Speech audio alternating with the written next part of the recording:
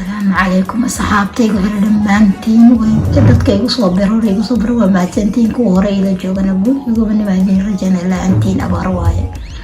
حداد وعصبتها إسكايب كيسار كومنتي قليك شركة أنت حقينا وإن شاء الله بإذن الله كريم وعدتي ولا شيء معي أوكي إن شاء الله ميشان يكسنين وقاري دوما إن شاء الله بإذن الله كريم bal maanta ila fiiriya wax yar gabadhan iyo wiilkan ma sha Allah wiilkan waxaan ku leeyahay ma sha Allah yaan wadin wiilasheena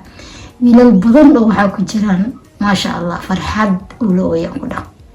inuu maanta reer yeesho reer hebel halkaas oo degan yahay la dhaho ma sha Allah waxaan ku leeyahay hore soo gadaal oo noqonin oo ku hambalyeynaya boqolaal wiil oo fiican oo Soomaaliya noocaas ku jira wiilasheen waxa yaan lahayn wiilasheen guul iyo gobonimo qolaya marka masiibada kale ila fiirsada